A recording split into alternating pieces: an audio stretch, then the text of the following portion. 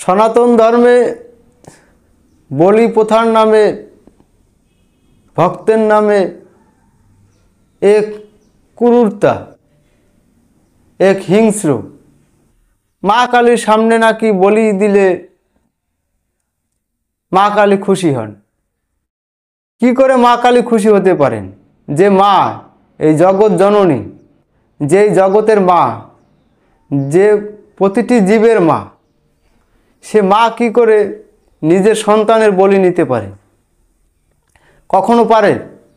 কোনো মা তার নিজের সন্তানের বলি নিতে পারে? কোনো সন্তানের অমঙ্গল করতে পারে? কখনোই পারে না। তাহলে যে জগৎ জননী, যে জগতের মা, সেই মা কালী কী করে নিজের সন্তানদের বলি নিতে পারেন? কখনোই পারেন না। ধর্মের নামে, মা কালীর নামে আমরা মিথ্যাচার করছি, এ ক্রূরতা। নিজেদের স্বার্থের জন্য, নিজেদের ভক্ষণের জন্য, ভোগের জন্য আমরা নিরীহ পশুদেরকে মা কালীর সামনে বলি দিচ্ছি এবং নিজেরা সেই মাংসকে ভক্ষণ করছি, খাচ্ছি আমরা রুচি নিয়ে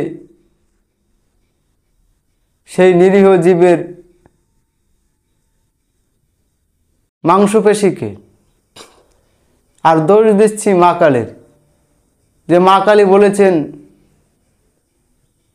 তোমরা বলি দাও, তাই আমরা বলি দিচ্ছি ছাগল, ভেড়া, মহিষ। কিন্তু কোনো গ্রন্থে লেখা আছে কি? মা কালী বলেছেন কি যে আমার সামনে বলি না দিলে আমি খুশি হই না, আমার সামনে বলি দিতে হবে, পশু বলি?